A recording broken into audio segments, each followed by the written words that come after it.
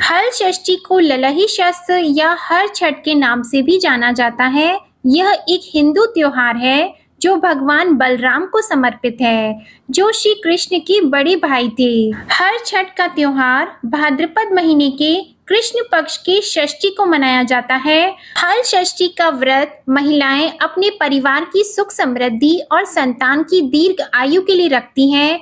यह व्रत षष्ठी माता का व्रत होता है। बलराम जी के जन्मोत्सव के उपलक्ष्य में इसे मनाया जाता है और बलराम जी का प्रधान शस्त्र हल होता है। इसी से यह हलधर कहलाते हैं और यह व्रत हल षष्ठी कहलाता है। हल किसानों का भी प्रमुख औजार है जिनसे वे खेती का कार्य करते हैं, अतः यह किसान त्योहार भी है। हल षष्ठी व्रत में शिव परिवार अर्थात शिव जी, माता पार्वती, सिद्धि बुद्धि सहित गणेश जी, स्वामी कार्तिकेय और इनके अलावा भगवान श्री कृष्ण और बलराम जी तथा हल षष्ठी माता की विशेष पूजा होती है। आज की इस वीडियो में आप सुनेंगे हल षष्ठी व्रत की प्रमुख 6 कहानियाँ। प्रथम कहानी के अनुसार बहुत समय पहले की बात है। चंद्रव्रत नामक एक प्रतापी राजा था जिसका एक ही पुत्र था। राजा ने नगर के समीप एक तालाब खुदवाया था, परंतु उसमें जल नहीं रहता था। कितना भी जल भरा जाए तुरंत ही वह सूख जाता था। जलहीन तालाब को देखकर नगरवासी राजा को बहुत कोसते थे। राजा सदैव दुखी रहते और कहते थे कि मेरा धन और धर्म दोनों ही नष्ट हो गया है। एक दिन सपने में वरुण देव ने राजा से कहा कि हे राजा, यदि तुम अपने पुत्र की बलि दोगे तो तालाब जल से भर जाएगा। सुबह होने पर राजा ने सपने की बात दरबार में बताई और कहा कि मैं अपने इकलौते पुत्र का बलिदान नहीं कर सकता, चाहे तालाब में पानी रहे या न रहे। राजा की बात सुनकर राजकुमार बोला, मैं स्वयं अपनी बलि दे दूंगा, क्योंकि मेरे बलिदान से पिता का सुयश बढ़ेगा और जनता को सुख मिलेगा। यह कहकर राजकुमार स्वयं तालाब की तलहटी में जाकर बैठ गया और उसके प्रभाव से तालाब तत्काल जल से भर गया। उसमें कमल के पुष्प खिल गए और सभी जीव जंतु बोलने लगे। राजा ने यह समाचार सुना और दुखी होकर वन को चले गए। वन में 5 स्त्रियां हल षष्ठी माता की पूजा कर रही थीं।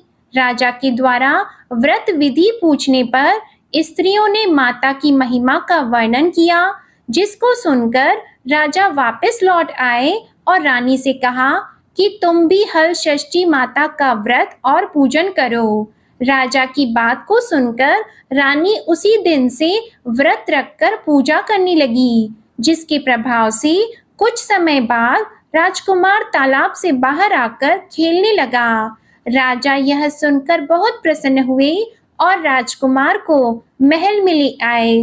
तभी से रानी हर वर्ष हल षष्ठी माता का व्रत करने लगी। बोलो हल षष्ठी माता की जय। अब आप सुनिए हल षष्ठी व्रत की दूसरी कहानी। उज्जैन नगरी में एक पुरुष के 2 स्त्रियां रेवती और मानवती थीं। भाग्य से मानवती के 2 लड़के थे, परंतु रेवती के कोई संतान न थी। सौत के 2 लड़कों को देखकर वह हमेशा ईर्ष्या से जला करती थी।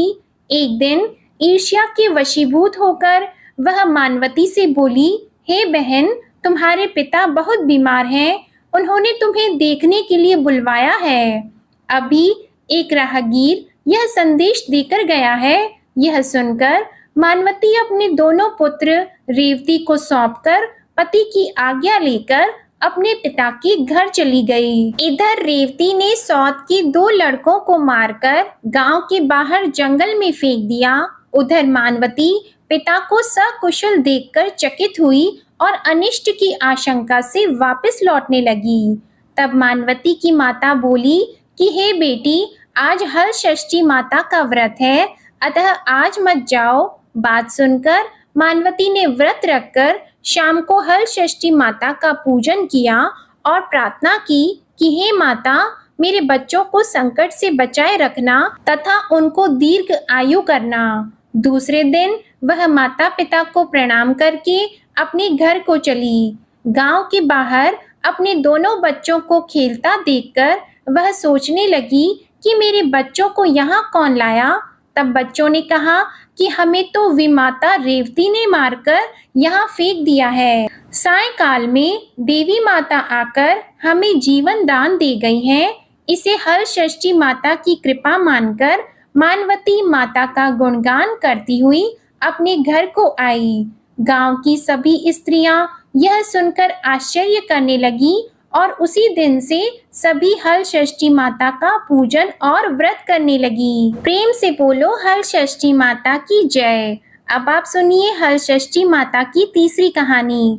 दक्षिण दिशा के एक सुंदर नगर में एक धनवान ग्वाला रहता था। उसकी पत्नी अत्यंत चालाक और कंजूस थी। अपने 5 पुत्रों के साथ वह सुख से रहती थी। एक समय हल षष्ठी के दिन वह ग्वालिन गाय के दही को भैंस का दही बताकर सारा दही बेचकर आई, जबकि इस दिन भैंस का दही लेने का विधान है। उसके इस पाप से 5 पुत्र मर गए। तब ग्वालिन माथा पीट पीट कर रोने लगी। इतने में उसकी एक पड़ोसन ने आकर उसका हालचाल पूछा। उसने रोते हुए उन्हें सारी बात बताई और वह बोली, हे ग्वालिन, तुम तुरंत सभी के घर जाकर वह दही वापस लेकर भैंस का दही देकर आओ। यह सुनकर ग्वालिन सभी के घर जाकर वह दही वापस लेकर भैंस का दही देकर आई, जिससे हल षष्ठी माता का कोप शांत हो गया और उनकी कृपा से ग्वालिन के 5 पुत्र जीवित हो गए। वह ग्वालिन भी उस दिन से हल षष्ठी माता का व्रत और पूजन करने लगी। अतः अब उसका जीवन सुखमय व्यतीत होने लगा। बोलो हल षष्ठी माता की जय।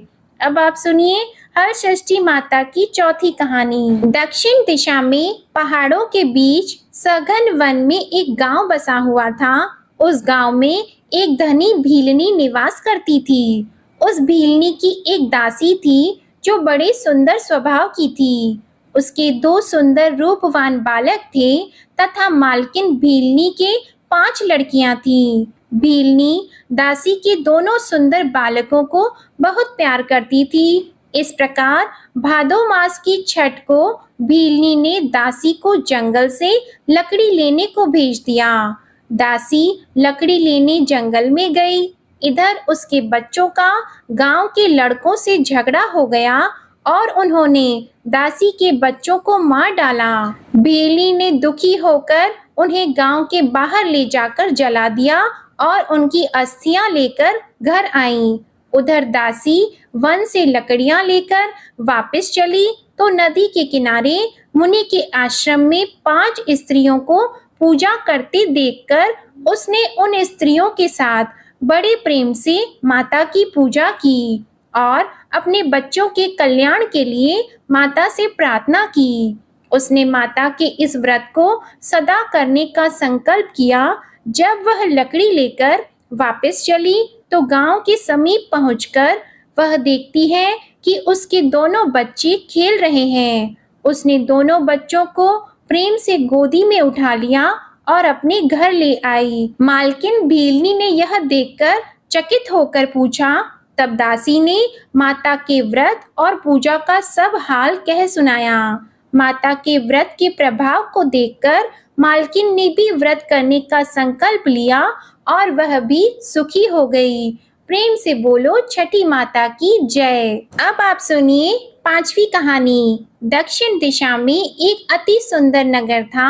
उस नगर में एक धनवान बनिया रहता था। उसकी पत्नी बहुत उत्तम स्वभाव वाली थी, किंतु उसके पूर्व जन्म के पाप के कारण उसके 6 पुत्र हुए, परंतु एक भी जीवित नहीं रहा। इससे वह दुखी होकर वन में चली गई।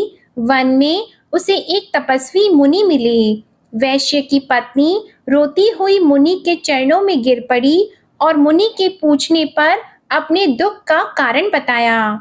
मुनिराज ने ध्यान लगाकर उसके बालक को वरुण, कुबेर, इंद्रलोक में खोजा, परंतु बालक नहीं मिला। तब वह समाधि लगाकर ब्रह्मलोक गए। वहां वह बालक दिखाई दिया।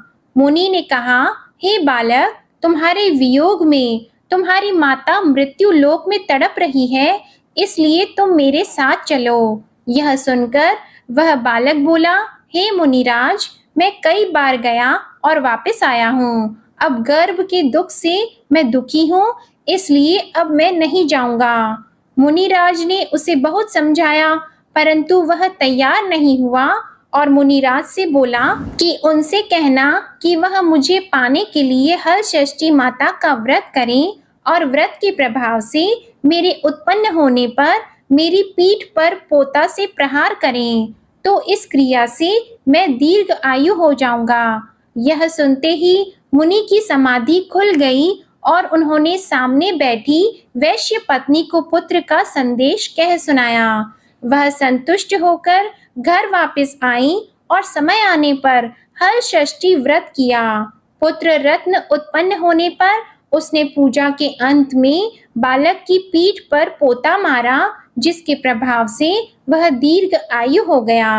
अब वह वणिक पत्नी के सदैव हलषष्ठी माता के व्रत करने का संकल्प लेकर सुखपूर्वक जीवन व्यतीत करने लगी। बोलो हलषष्ठी माता की जय। अब आप सुनिए हलषष्ठी माता की छठवीं कहानी।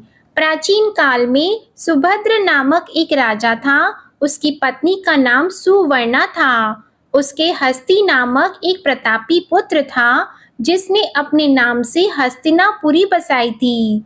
एक दिन राजा का लड़का अपनी धाय के साथ गंगा स्नान को गया।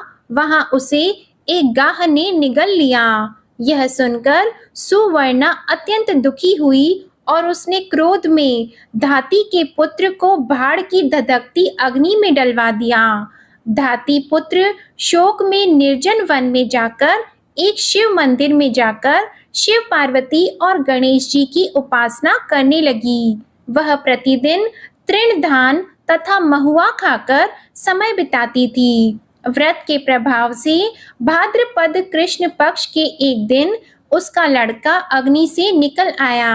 राजा रानी भाड़ से लड़के को जीवित निकलते देखकर आश्चर्य करते हुए पंडितों से उसकी जीवित निकलने का कारण पूछने लगे। तभी इस रहस्य को बताने के लिए शिवजी की आज्ञा से दुर्वासा ऋषि वहां आए। राजा रानी ने उनका स्वागत किया और लड़के के जीवित निकलने का रहस्य पूछा। दुर्वासा ऋषि बोले, हे राजन, इस द्राति के वन में नियम पूर्वक श्रद्धा से भगवान शंकर पार्वती, गणेश तथा स्वामी कार्तिकेय का पूजन किया है। इसके प्रभाव से ही इसका लड़का जीवित हो गया था। आप भी यह व्रत किया करें। राजा रानी दुर्वासा ऋषि को विदा करके द्राति पुत्र के पास गए।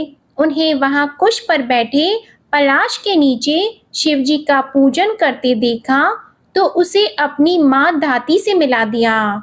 धाती ने राजा को बताया कि आपसे भयभीत होकर जिस दिन से मैं वन में आई थी, तब से केवल वायु भ्रमण करते हुए शंकर भगवान, पार्वती और गणेश तथा कार्तिकेय के पूजन में लगी रहती थी। एक दिन रात्रि में शिवजी ने स्वप्न में कहा कि तुम्हारा लड़का जीवित है, क्योंकि तूने श्रद्धा के साथ व्रत और पूजन किया है। तुम्हारी रानी भी इस व्रत को करे तो उसका लड़का भी मिल जाएगा और उसके और लड़के भी होंगे। यह सुनकर राजा रानी ने श्रद्धा भक्ति के साथ इस व्रत को किया, जिसके प्रभाव से राजा का लड़का गाह के मुंह से जीवित निकल आया। फिर व्रत के प्रभाव से राजा के और भी पुत्र हुए और उसके राज्य में सुख शांति हो गई। उसके राज्य में अनावृष्टि, दुर्भिक्षी, महामारी सदा के लिए समाप्त हो गई। प्रेम से बोलो हलषष्ठी माता की जय। अब आप सुनिए हलषष्ठी व्रत की पूजा विधि। भादो मास के कृष्ण पक्ष की पंचमी के दिन इस व्रत का संकल्प करके दिन में एक बार भोजन करें और षष्ठी तिथि के दिन घर की सफाई करके आंगन को गोबर से लीपकर शुद्ध करें। नदी, तालाब या कुएं के जल से स्नान करके एक बार स्वच्छ वस्त्र धारण करके सौभाग्य के समस्त श्रृंगार से सुसज्जित होकर दोपहर के बाद सुंदर स्थान पर गौ के गोबर से लीपकर चौक बनाकर हर षष्ठी माता की मूर्ति बनाएं या कागज पर भैंस के घी में सिंदूर मिलाकर मूर्ति बनाकर पीढ़ा या कुश या पलाश के पत्ते के आसन में स्थापित करें और पूर्व मुख होकर इनकी पूजा करें। पूजा के स्थान पर बच्चों के खिलौने या पोता रखें। कलश तथा गणेश जी की पूजा करके श्रद्धा के साथ हर षष्ठी माता की पूजा करें। कृत्रिम तालाब बनाकर उसमें जल देवता वरुण जी का पूजन करके व्रत की कहानियां पढ़ें या सुनें। पूजा के अंत में महुए के पत्ते में जल से उपजे धान का प्रयोग करें और भोजन करें। उस दिन खेत या हल चली धरती पर न चलें। इस विधि को करके नारी अगर व्रत रखती है तो उसकी समस्त मनोकामनाएं पूर्ण होंगी और उनका जीवन सुखमय होगा। जय श्री कृष्णा, जय बलराम जी की, जय गणेश जी की और जय षष्ठी माता की। आप सभी को ये कथाएं अच्छी लगी हो तो वीडियो को लाइक करके चैनल को जरूर सब्सक्राइब करिएगा।